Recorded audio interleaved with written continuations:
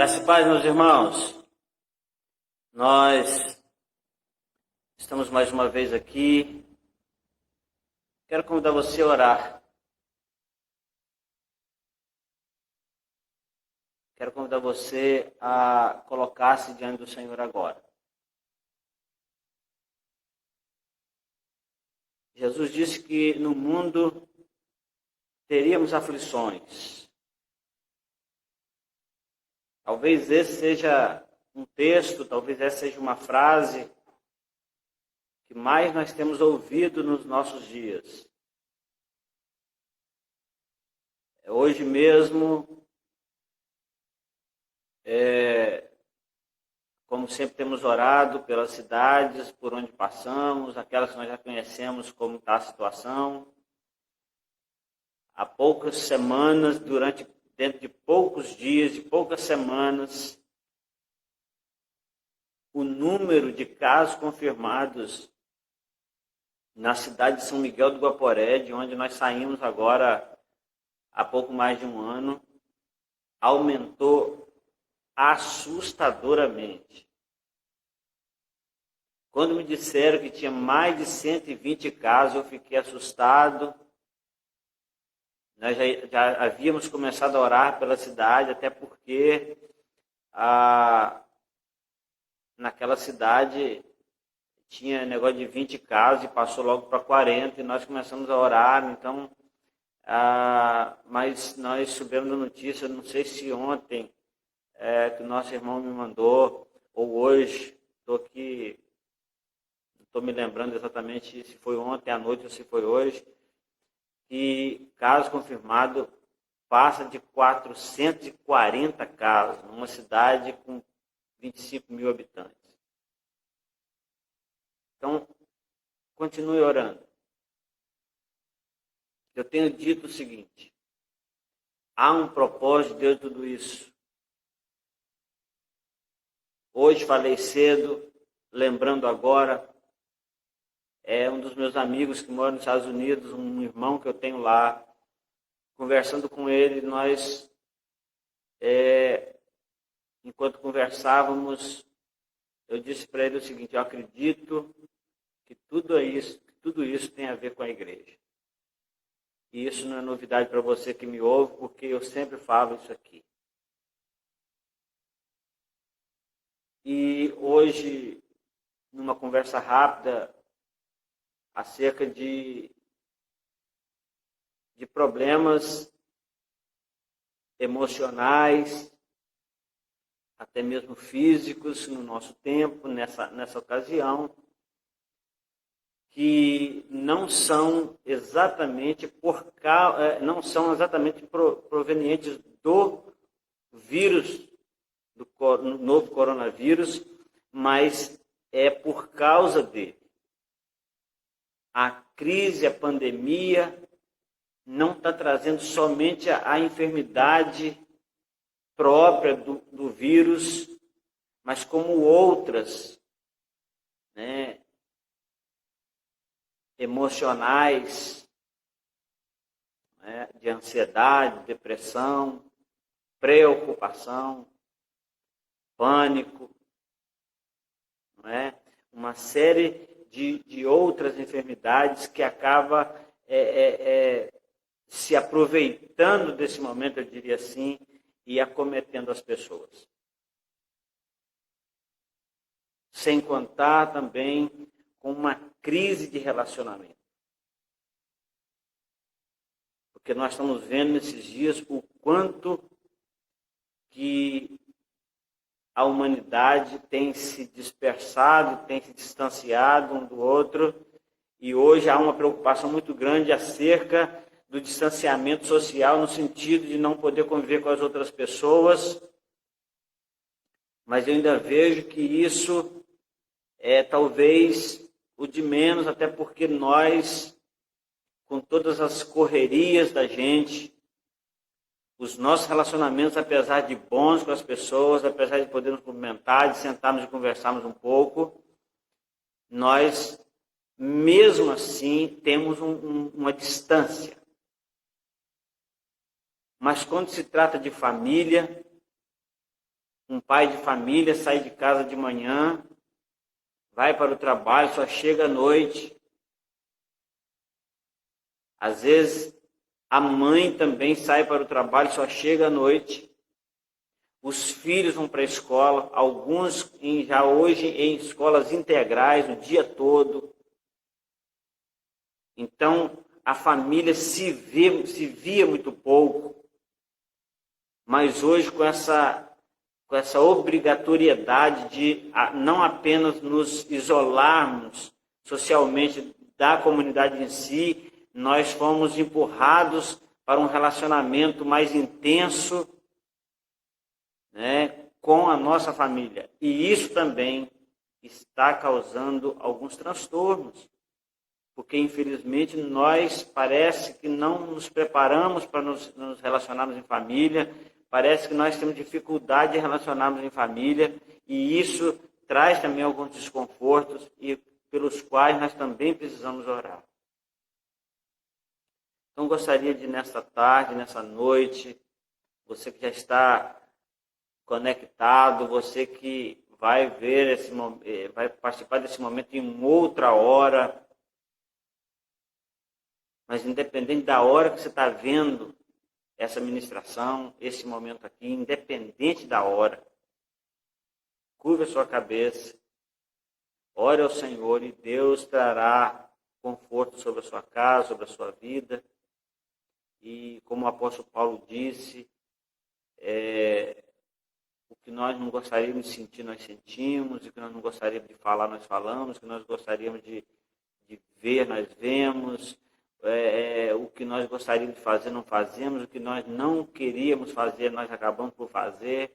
Então, nós temos uma guerra dentro de nós o tempo inteiro. A palavra de Deus diz que há uma guerra entre a carne e o espírito para que não façamos o que queremos. Então, querida, a nossa decisão deve ser, já que eu não posso fazer o que eu quero, eu preciso tomar uma decisão de entregar o comando da minha vida ou para a carne ou para o espírito. E eu digo para você, você já sabe até qual é a resposta que você daria. A melhor coisa é entregar para que o espírito dirija a nossa vida. Porque a Bíblia diz que os nascidos de novo, que os filhos de Deus são guiados pelo Espírito. Então, que nós possamos ser guiados pelo Espírito. Nesse tempo e em qualquer outro tempo. Porque as lições da palavra de Deus não definem um dia específico. Simplesmente diz que o nosso modo de vida, nosso estilo de vida faz com que no tempo da tempestade a gente não se abala. Não que a gente não vá passar por ela, mas que a gente não vai se abalar. Eu gostaria de orar. Você conhece o estado da sua cidade, da sua família, da sua própria vida. Então coloque-se diante do Senhor agora. Em nome de Jesus, nós vamos orar. Pai querido, nós estamos aqui diante do Senhor. Somos indignos, somos pecadores, temos muitas dificuldades para lidarmos até mesmo conosco mesmo. Então, Deus, nós queremos clamar ao Senhor para que essa crise que afeta a humanidade por causa de um vírus, mas que vai afetando as particularidades, as individualidades, até chegar no ser humano único, precioso para o Senhor. A tua palavra diz que o Senhor um dia disse para Adão que a terra se tornou maldita por causa dele, por causa do homem, por causa do seu erro. Hoje eu entendo, Senhor, que o que está acontecendo tem a ver com uma chamada de atenção à tua igreja, para que nesses últimos anos, nesse último tempo na face da terra, que não vivamos mais segundo a nossa própria consciência, mas segundo a vontade do Senhor. Tem misericórdia de nós, Pai. Ajude-nos a entender os teus desígnios. Ajude-nos, Deus, a discernir os tempos, os dias difíceis. Pai, em nome de Jesus, eu quero colocar diante do Senhor as vidas que nesta hora estão abaladas por causa da crise. Estão vivendo problemas de depressão, de ansiedade, de síndrome de pânico, preocupação exagerada. Tem misericórdia, Pai. Ajude, ó Deus, os teus filhos que trabalham no comércio e que estão muito preocupados com a situação financeira. Faça-os lembrar a cada dia que a tua palavra diz que o teu filho, os teus filhos, jamais passarão necessidade, jamais mendigarão o pão. Nem mesmo a sua descendência, os seus filhos. Pai, em nome de Jesus, ministra sobre nós a tua palavra nessa noite, mais uma vez. Usa-nos, ó Deus, e nessa hora nós queremos também pedir ao Senhor, antes mesmo agradecer ao Senhor pelo privilégio de poder também adorar o nome do Senhor nessa noite, como fizemos hoje pela manhã. E queremos, ó Deus, também pedir ao Senhor que receba o nosso louvor, a nossa adoração. É o que clamamos em nome de Jesus. Amém.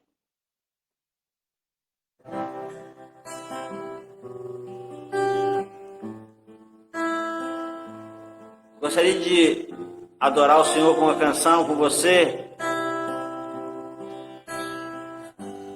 Uma coisa muito difícil de praticar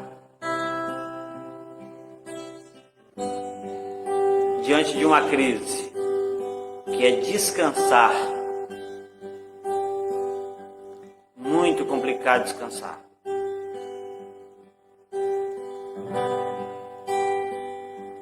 Mas nós podemos descansar no Senhor.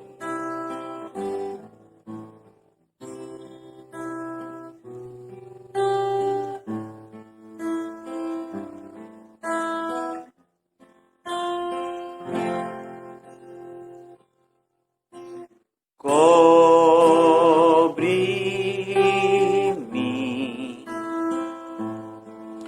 com tuas mãos, com poder, vem me esconder, Senhor. Se o trovão e o mar erguendo vem, sobre a tempestade eu voarei, sobre as águas tu também és rei. Descansarei, pois sei que és Deus, ó Deus. Nós sabemos que podemos descansar no Senhor, Pai. Mas o nosso eu, a nossa alma, a nossa carne, às vezes fica desassossegada nesse tempo. Mas nós queremos clamar ao Senhor que receba a nossa adoração e queremos declarar isso aqui, ó. Minha alma está segura em ti, sabes bem que em Cristo firme está. Se o trovão e o mar se erguendo vem, sobre a tempestade eu voarei, sobre as águas tu também és rei. Descansarei, pois sei que és Deus.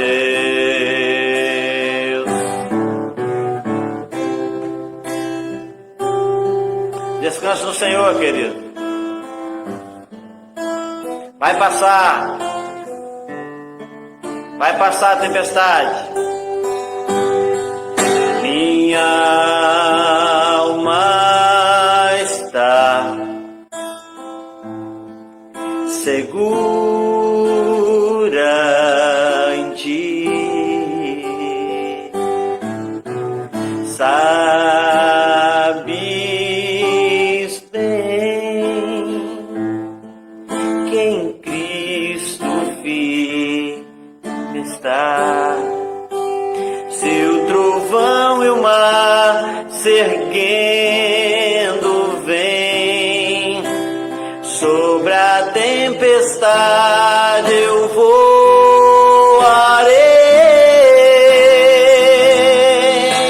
sobre as águas tu também és rei. Descansarei, pois sei que és Deus. Se o trovão e o mar se erguendo vem, sobre a tempestade eu voarei, sobre as águas tu também és rei. Descansarei, pois sei que és Deus. Se o trovão e o mar se erguendo vem, sobre a tempestade eu voarei, sobre as águas tu também és rei. Descansarei, pois sei que és Deus. Descansarei, pois sei que és Deus. Descansarei, pois sei que és Deus.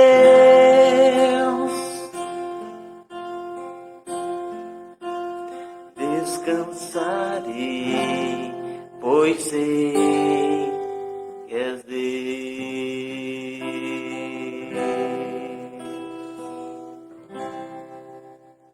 Glória a Deus. Glória a Deus.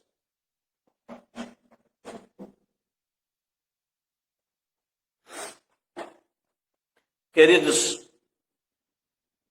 realmente nós, ao olharmos para a história do povo de Deus, e quando a gente fala de olhar na história do povo de Deus, geralmente a gente vai olhar ali no período da escravidão, do deserto,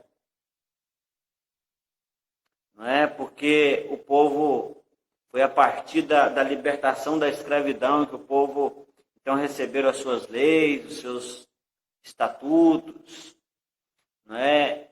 E nós também analisamos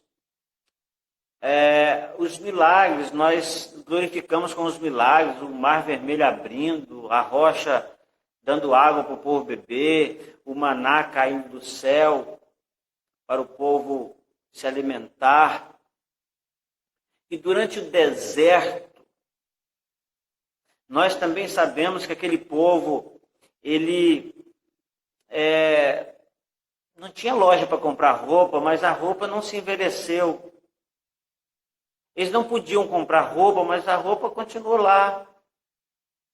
Às vezes eu penso que a roupa crescia junto com o corpo das crianças durante 40 anos. Não tinha loja para comprar os sapatos, mas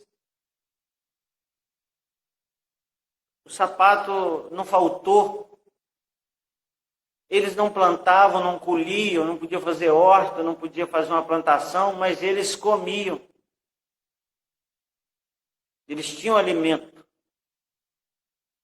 E quando o Senhor deu alimento para eles, ainda disse assim, olha, não precisa nem colher para 2 dias. Todo dia eu vou dar. Todo dia. E nós, no nosso tempo, nós pregamos, nós falamos, nós cantamos dizendo que Deus é o mesmo. Deus é o mesmo.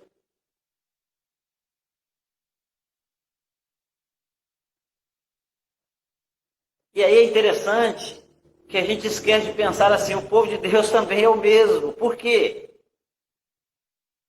Porque nós não podemos de forma nenhuma falar mal daquele povo. Eu quero ler um texto esta noite. É tão interessante isso, como o Senhor falou comigo nesse dia. Começou a ministrar meu coração para falar sobre isso. E eu sou como você, né? Nós passamos pelas mesmas situações, estamos passando o mundo inteiro pela mesma crise. Nós somos humanos e como humanos nós temos as nossas aflições, os nossos sentimentos. Temos aquelas coisas que nos machucam, que nos deixam para baixo, temos aquelas coisas que nos deixam tristes às vezes. Tem aquelas coisas que nos ameaçam.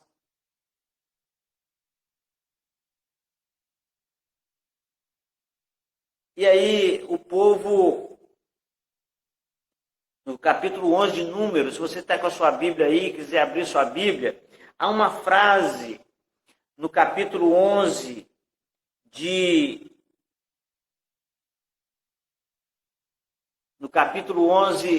Números, que eu gostaria de meditar com você rapidamente em algumas palavras aqui, e dizer para você que é maravilhoso o que a palavra de Deus nos ensina sobre como andar com Deus, mas também é maravilhoso como a palavra de Deus jamais escondeu as complicações, eu diria assim, do seu povo.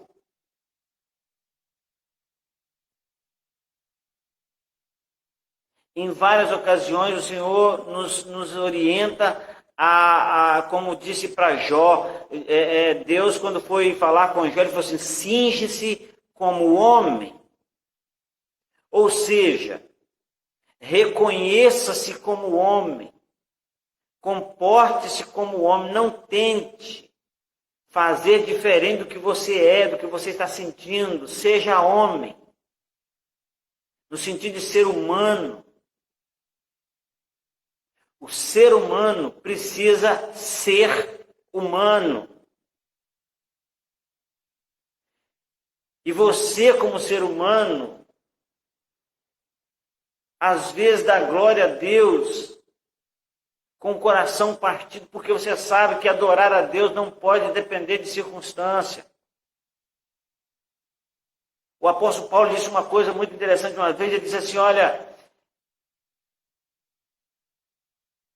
eu sou a pregação do Evangelho. Ele diz assim, em nada tenho a minha vida por preciosa, contanto que cumpra o ministério, a pregação da palavra, porque me é imposta essa obrigação, eu preciso falar, eu fui chamado para falar. Então, o Senhor nunca exigiu de nós que fôssemos anjos, porque Ele nos fez homens. Então o Senhor nos conhece, o Senhor conhece até a intenção do nosso coração, então não dá para esconder nada. Davi era um homem segundo o coração de Deus, pecou horrendamente, o Senhor nunca tirou aquele título de ele ser um homem segundo o coração de Deus, até porque Davi, ele era um homem que sabia reconhecer-se como homem, como pecador. Quando Davi estava partindo para a eternidade, estava entregando o reinado para Salomão, foi esse o conselho para Salomão, ele disse, seja homem. Nós vamos falar disso em outros momentos. Eu estou dando uma palavra no YouTube de vez em quando, dei 2 palavras dessas, cerca de 10 minutos aí por palavra, e o tema eu estou colocando, cuide-se.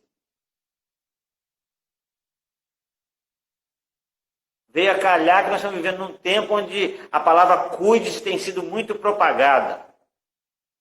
Mas eu quero entender que a palavra cuide-se, ela precisa perpetuar-se em nós no sentido do dia a dia, independente da crise ou não. Então, voltando aqui a Números capítulo 11, há uma frase, algumas pessoas já me ouviram pregar sobre isso, mas eu gostaria de relembrar para aqueles que já ouviram. Capítulo 11, versículo 6.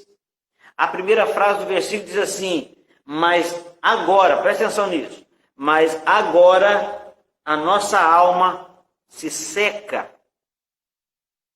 Agora, mas agora, mais agora, a nossa alma se seca.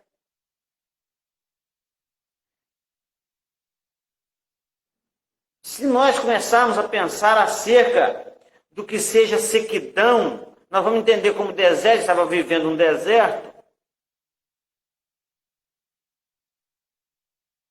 Então, para eles era até mais fácil comparar a sua situação, a situação da sua alma com aquilo que estavam vivendo no deserto.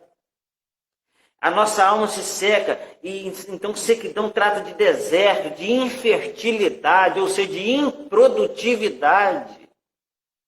Minha alma não está produzindo nada, minha alma secou. A sequidão da alma traz a ideia de ausência de vida.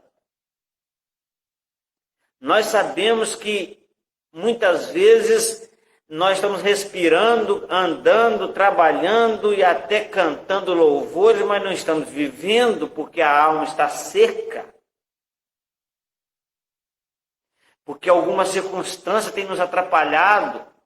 Alguém falou algo, alguém fez algo, alguém me olhou torto.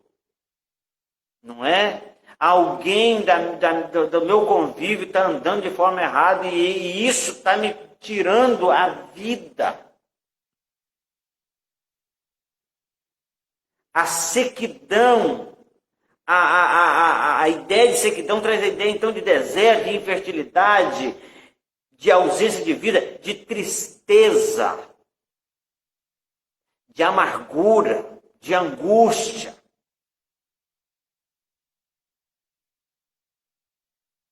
Uma pessoa depressiva, ela se sente exatamente assim, com a alma seca. Uma pessoa amargurada, uma pessoa que está vivendo, alimentando-se de ódio no coração, de amargura no coração, de mágoa no coração, ela se sente alguém totalmente seco, improdutivo.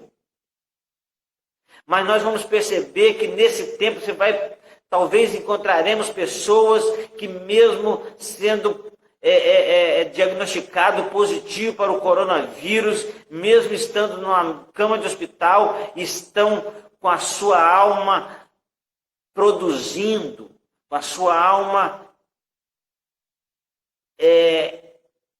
viva e não seca. Nós podemos perceber isso. O salmista no Salmo 32, quando ele fala exatamente dessa situação de depressão, de pecado, de peso, ele fala que enquanto ele se calou, os ossos dele se envelheceram. Aí ele chega um momento que ele diz assim: o meu humor se tornou em sequidão de estio. Pensa numa seca prolongada. O que acontece com a plantação, com os pastos, com os rios, com os riachos? A cidade começa a fazer racionamento de água. Ele disse que o humor dele, ele está falando de alma. A minha alma se tornou um deserto. Então, uma pessoa vivendo essa situação, mesmo em meio a muitas pessoas, ele continua vivendo seco, sozinho, amargurado, sem vida. É isso, improdutivo. Agora, quando nós voltamos para o povo estava experimentando, queridos, uma situação extremamente complicada. Estava experimentando algo horrível. Por quê? Porque eles dizem assim: mas agora a nossa alma se seca. Está falando, inclusive, de uma ação, de um acontecimento, de algo que estava acontecendo, não para uma pessoa só, mas para muitas, para um povo inteiro de quase 3 milhões de pessoas. Aquele povo está murmurando. Então, quando você observa aqui, você fala, puxa vida, mas esse povo era ingrato. Esse povo estava falando algo que não devia falar. Olha só o que eles falam. E aconteceu, estou lendo o verso 1 do capítulo 11. E aconteceu que, queixando-se o povo, era mau aos ouvidos do Senhor, porque o Senhor ouviu, e a sua ira se acendeu, e o fogo do Senhor ardeu entre eles, e consumiu os que estavam na última parte do arraial. Deus chegou a matar alguns por causa da murmuração.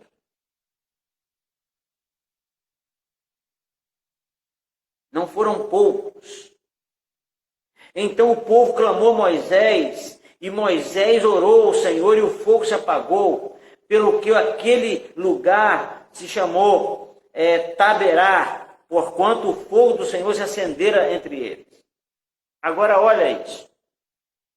Eles tinham vivido uma situação horrível, uma perda, pessoas morreram, passou um fogo, destruiu, consumiu pessoas no meio, na última parte do arraial, ou seja, aquele fogo ia consumir todo mundo, mas o povo percebeu que a última parte do arraial já tinha sido consumida por aquele fogo, então eles clamaram a Moisés, Moisés clamou ao Senhor, e o Senhor então aplacou a sua ira. Pensa bem na situação que estamos vivendo hoje. Há uma parte do arraial que está sendo consumida. Mas nós ainda estamos pensando na nossa despensa. Nós ainda estamos pensando se volta ou se não volta para o templo. Nós ainda estamos pensando no que vai acontecer com nossos empregos. Nós ainda estamos pensando no que vai acontecer com os supermercados, com a alimentação. Nós ainda estamos pensando em tudo isso. Nós ainda estamos preocupados com o que havemos de comer, beber e vestir. O fogo havia consumido aquele povo, Moisés tinha acabado de orar, e aquele povo tinha acabado de ver o livramento do Senhor, porque a ira do Senhor se acendeu entre o povo, mas agora se aplacou porque Moisés havia orado. Agora olha o verso 4 que diz, e o vulgo que estava no meio deles veio a ter grande desejo. O vulgo aqui eram pessoas não pertencentes ao povo de Deus que se misturou. Havia uma mistura de povo. Havia um povo ali que não tinha um relacionamento exatamente com Deus. Não era parte do povo de Deus, mas aquele vulgo veio a ter um desejo, e aquele desejo se espalhou. Foi propagado entre as pessoas, entre o povo. Olha só o que acontece, pelo que os filhos de Israel tornaram a chorar. Eles haviam acabado de serem livres de um problema muito sério. Mas agora, a Bíblia diz que por causa do incentivo, talvez, a palavra não seria incentivo, do levante daquele povo que estava misturado, do desejo que surgiu do coração daquele povo que não era do povo de Deus, os filhos de Israel entraram naquela mesma onda e voltaram a chorar e disseram, quem nos dará carne para comer? Agora preste atenção. O primeiro desejo deles aqui foi por carne. E eles falam assim, nós estamos lembrando de peixe querido, escravo no Egito, não comia peixe, eles não tinham banquete de peixe. Eles eram escravos, comiam resto. Sopa de cabeça de peixe. Eles comiam, eles não tinham banquetes de peixes. Mas eles falam aqui que eles se lembravam dos peixes que no Egito comíamos de graça. Pensa bem, eles estavam escravizados há 430 anos, nada que eles comessem seria de graça, querido. Mas eles dizem aqui que comiam peixe de graça lá.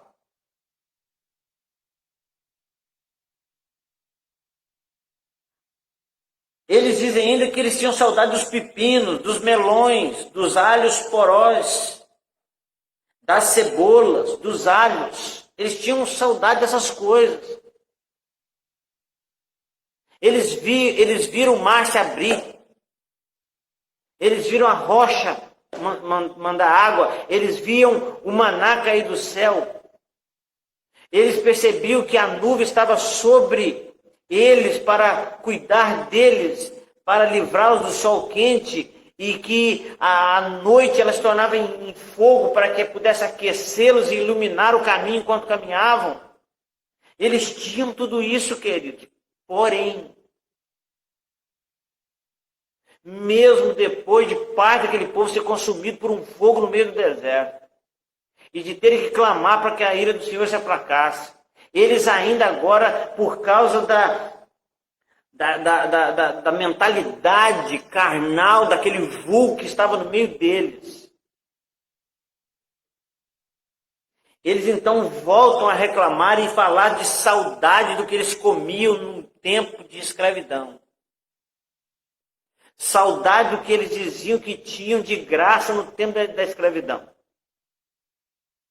A roupa não estava envelhecendo, o sapato não estava envelhecendo, a roupa das crianças estava crescendo junto com o corpo, o sapato junto com o pé, a água saía da rocha, eram preservados pela sombra, eram protegidos pelo calor do fogo e a iluminação, estavam livres da escravidão. Mas a conversinha entre o povo, a murmuração, brotou neles essa saudade de pepino, de cebola, de alho poró, de melões. E por causa dessa saudade, eles chegaram à conclusão, eles chegaram a um estado tão horrível de sentimento, que eles disseram: a nossa alma se seca. Ou seja, tudo que nós queremos, tudo que nós gostaríamos de ter, mesmo sendo apanhando todo dia, mesmo sendo escravo, estava melhor do que ser liberto. Queridos, e então eles chegam a essa conclusão, a esse sentimento de que a alma estava seca. E eles falam assim: coisa nenhuma há, senão esse maná. Interessante que quando o maná caiu a primeira vez, eles ficaram admirados. Mas agora eles achavam aquilo desprezível aos seus olhos.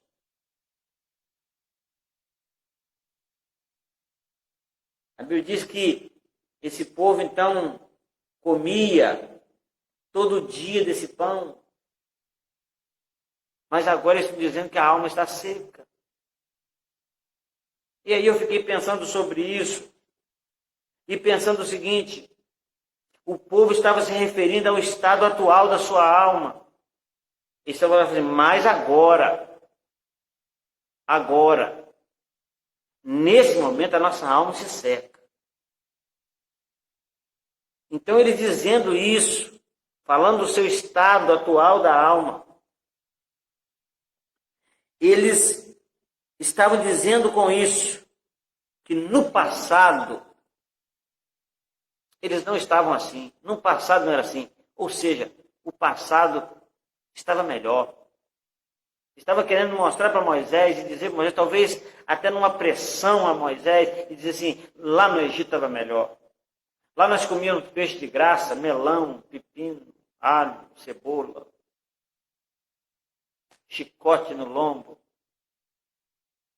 Lá nós comíamos de graça, lá era bom. Mas agora a nossa alma se seca. E aí, o que me traz a meditação nessa noite seriam causas possíveis que levaram aquelas pessoas, ou a alma daquelas pessoas, a se secar. Então, quando nós olhamos para aquele povo que dizem assim, a nossa alma se seca, o que vem ao nosso coração, primeira coisa aqui, é o esquecimento. Por que a alma deles secou? Porque eles se esqueceram. Caiu sobre o esquecimento de quem eram. Eles eram povo de Deus. Filhos de Abraão, que estavam escravizados no Egito. Esqueceram de quem eram. Às vezes nós esquecemos que somos filhos de Deus. Que o nosso Deus é dono de tudo isso. E que nada vai faltar. O Senhor é meu pastor, nada me faltará.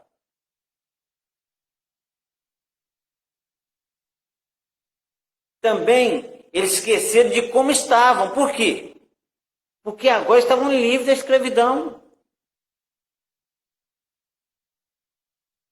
Deus estava provendo o necessário para eles todos os dias. Então, eles esqueceram também, o esquecimento levou eles a esquecer do que Deus fez no passado, da história da sua raiz genealógica, da história de Abraão, de Isaac, de Jacó, da sua história de escravidão e agora do que Deus está fazendo, libertando, levando em direção à terra prometida. Então, uma das coisas que levou a alma dele a secar foi o esquecimento. Então, querido, deixa eu falar uma coisa para você. Não se esqueça de quem você é. Você é precioso para Deus. Você é um espírito que reflete a imagem do Senhor. Você é precioso. Não se esqueça disso. Não se esqueça de onde o Senhor te tirou. Não se esqueça de quem o Senhor é. De que o Senhor fez, de que o Senhor está fazendo. Não se esqueça. O esquecimento leva-nos à sequidão da alma, à infertilidade da alma, à amargura da alma. Então, esse esquecimento deles trouxe uma outra situação que é da ingratidão. Deus os tirou da escravidão, os guiou no deserto, os protegeu, os alimentou, mas eles não eram ou não estavam sendo agradecidos. Deus nos trouxe até aqui. Se nós fôssemos olhar por merecimento, não teríamos merecimento de viver um dia. Mas o Senhor está nos protegendo, está nos mantendo vivos. Tanto é que você está aí me vendo e eu estou aqui falando para você. O esquecimento levou-os à ingratidão. E essa ingratidão, juntamente com o esquecimento, levou eles ao desejo da carne. O desejo da carne faz a alma da gente secar.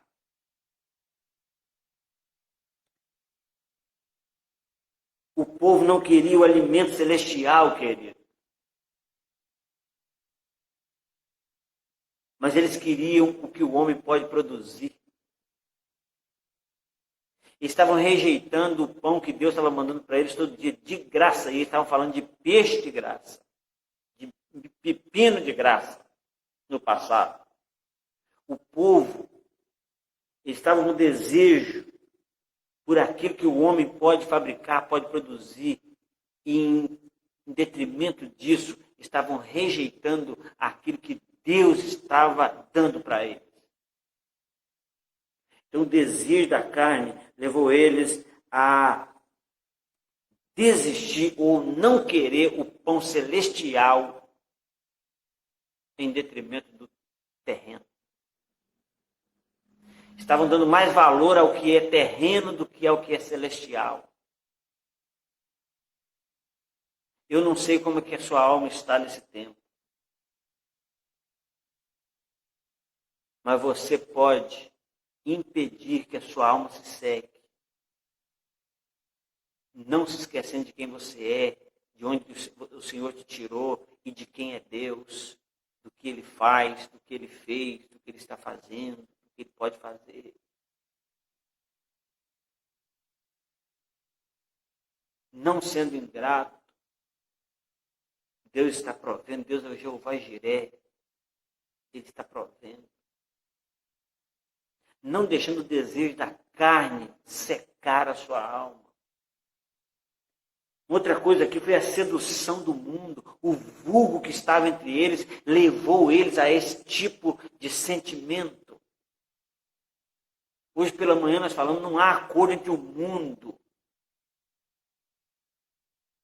O povo tinha essa síndrome desde Abraão, quando Abraão foi, Deus falou com ele assim, sai do meio da tua terra e no meio dos seus parentes. Ele levou Ló com ele. Deu problema depois. Deu problema entre os pastores de Ló e o pastor de Abraão. Ló se separou de Abraão. Deu problema para Abraão, porque ele foi lá, para aquele lugar lá de Sodoma e Gomorra, e deu no que deu. Houve guerra, Abraão teve que guerrear com reis para resgatar a família de Ló. Queridos, a Bíblia diz que a primeira separação que Deus efetua é entre luz e trevas. Então não há esse negócio desse acordo entre o celestial e o terreno. Não dá para caminhar junto. Não dá para conciliar as duas coisas. Não dá para servir a dois senhores. Não dá para ser liberto por Deus e ficar com saudade do Egito. Não dá para comer o pão do céu, lembrando de peixe do Egito. Mas o vulgo, o mundo representado no meio deles, a sedução do mundo, o vulgo que estava no meio deles, teve grande desejo. Um desejo tal que eles não aguentaram e começaram a proliferar aquele desejo, a semear aquela confusão, semear dissensão. E eles então se revoltam e chegam ao ponto de dizer que a alma está seca.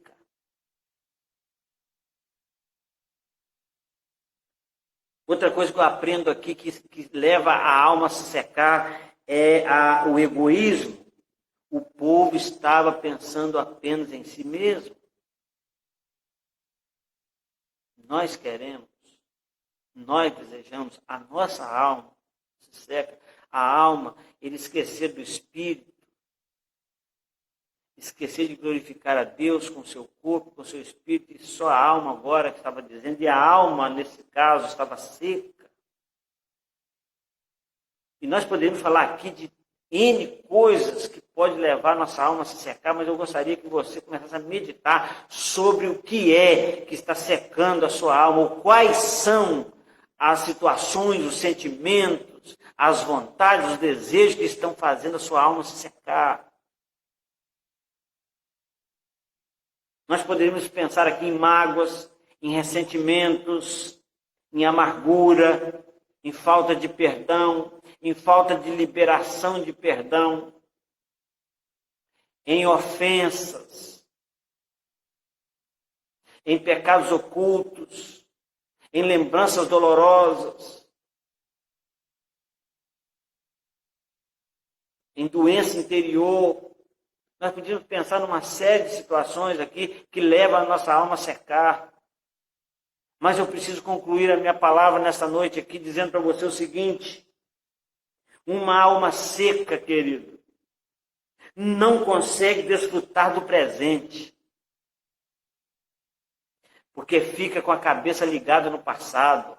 Lá no Egito era melhor, no passado era melhor, o peixe era melhor do que o maná, os pepinos e os alhos e as cebolas eram melhor do que o maná. O chicote no lombo era melhor do que a nuvem cobrindo o sol para não queimar nossa pele. O fogo que aquecia a noite e iluminava o caminho era melhor do que a lamparina. A lamparina do Egito era melhor. A escuridão da escravidão é melhor do que a luz de Deus sobre nós na alegria da libertação da escravidão. Uma alma seca não consegue desfrutar do presente. Uma alma seca sente saudade do passado de escravidão. Ah, quando eu estava no mundo era melhor. Lá os meus amigos faziam melhor do que os meus irmãos hoje fazem. Verdade. É por isso que hoje eu sou crente, mas os meus melhores amigos não são do mundão. Porque é melhor ter amigo do mundão do que amigo crente.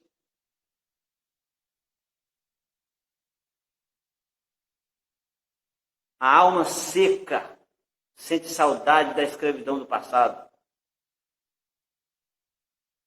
A alma seca rejeita até o pão que Deus dá. Uma alma seca murmura. Será que você murmura? Será que eu tenho murmurado?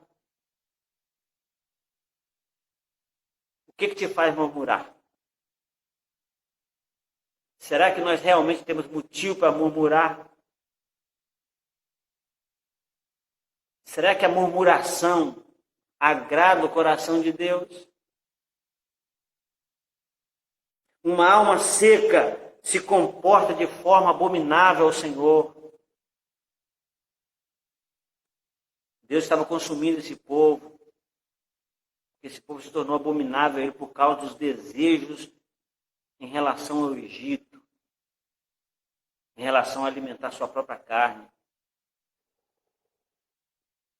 Uma alma seca provoca a ira de Deus.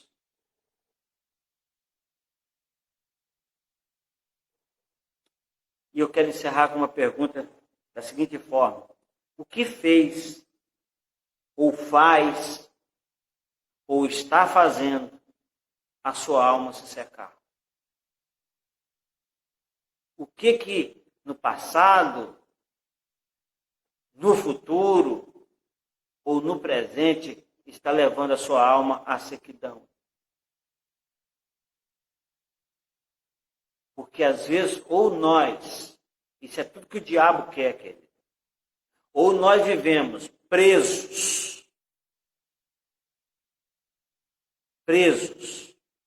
nas lembranças do passado, nos ressentimentos do passado, nas mágoas do passado, ou nós vivemos aprisionados pela preocupação do que ainda vai acontecer no futuro.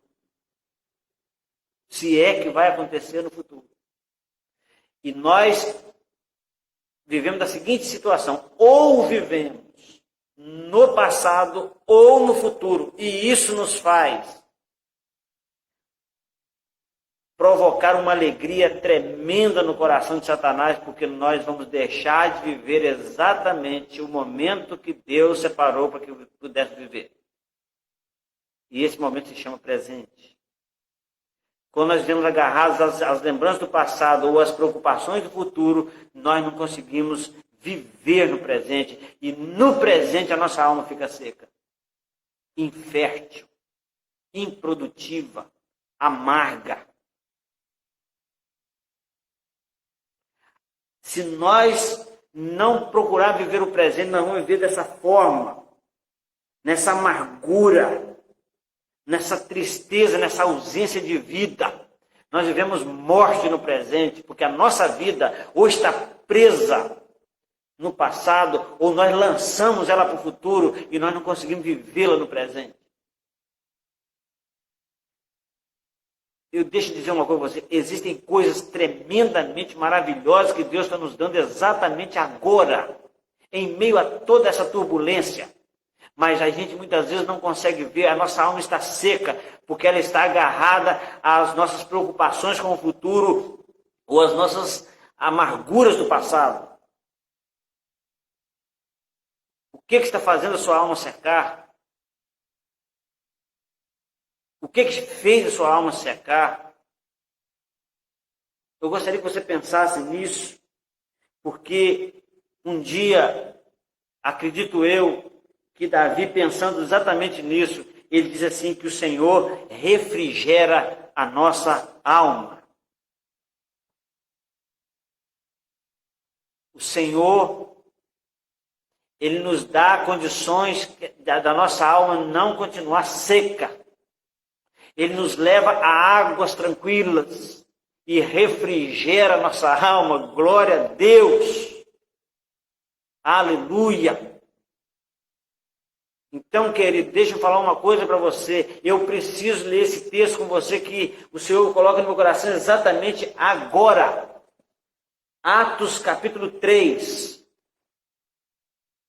Eu amo esse texto. E para encerrar essa palavra, eu quero deixar esse texto com você, porque exatamente essa questão de falar que a nossa alma agora está seca e a preocupação de que tem secado a nossa alma. E quando eu citei o Salmo 23, o Senhor me leva a Atos 3,19. Eu não sei por que razão o Senhor está me levando a esse texto, mas deixa eu falar uma coisa para você. Tem muita gente que está ouvindo essa ministração, seja agora ao vivo ou seja em outro momento. É com você que o Senhor está falando. O que está fazendo a sua alma secar é falta de arrependimento e de conversão. Não estou abrindo um parênteses, estou falando diretamente por quê? Porque a palavra fala de alguém que diz a nossa alma se seca. E por alguma razão muito especial, parece que o Senhor está conduzindo a palavra nesse finalzinho de palavra que estou dando aqui agora. Eu não vou esticar isso aqui, eu não vou acrescentar muita coisa agora.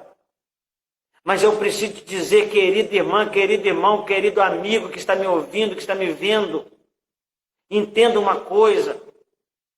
A sua alma está seca porque falta arrependimento e conversão. Olha isso.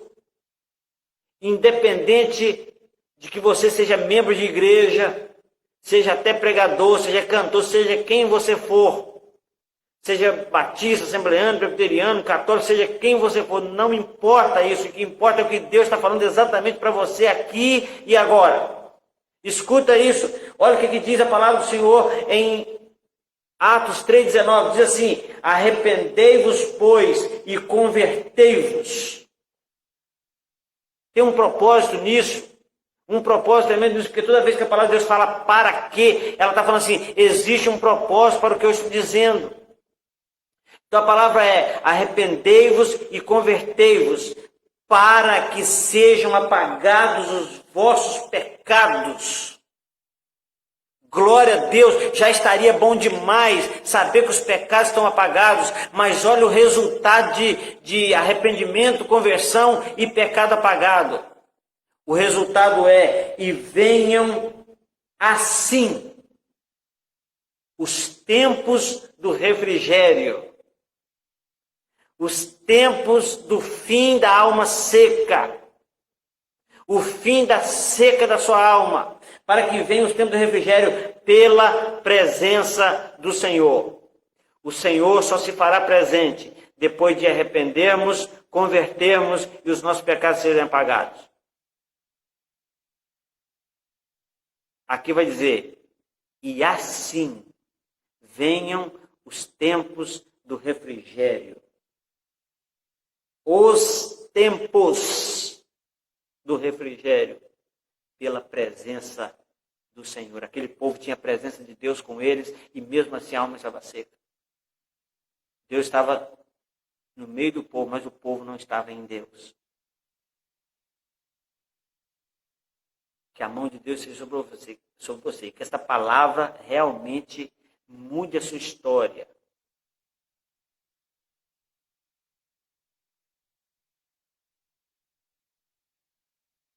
Há um propósito tremendo de Deus em estar ministrando essa palavra agora e você que está vendo. Então você que está vendo agora, abra as salas de vídeo, compartilhe essa palavra, ligue para alguém, peça para ver. Porque quem sabe é alguém que não, até mesmo que há pessoas que precisam ouvir essa palavra que nem estão ouvindo agora ao vivo, mas que verão no YouTube, verão aquilo que você vai compartilhar, verão a sua sala de vídeo, enfim. Que Deus em Cristo nos abençoe e nós possamos ser gratos a Deus por essa palavra. Quando aquele povo dizia, nossa alma se seca, mesmo tendo Deus guiando, protegendo, guardando, alimentando, vestindo. Não deixe a sua alma se secar. E se a sua alma está seca agora, para você que eu estou dizendo, entenda que os tempos do refrigério da sua alma, as águas tranquilas para a sua alma, elas só são possíveis pela presença gloriosa de Deus na sua vida, no seu presente. Que Deus te abençoe, que Deus nos abençoe em Cristo Jesus. Amém? Glória a Deus. Aleluia. Pai querido, em nome de Jesus, muito obrigado por essa palavra. Abençoe a cada vida que está ouvindo esta ministração, seja agora ao vivo, seja em qualquer outro tempo na história da sua vida, que esta palavra venha, ó Deus, no tempo certo, no momento certo e para o coração que o Senhor quer exatamente direcionar essa palavra, que jamais volta vazia. Nós glorificamos por ela em nome de Jesus. Amém. Amém. Deus te abençoe, querido, em nome de Jesus. Se Deus permitir, na terça-feira estaremos de novo ministrando uma palavra ao nosso coração e orando pela sua casa, pela sua família, pela sua cidade. Deus te abençoe, muito obrigado pela participação, mais uma vez, em nome de Jesus.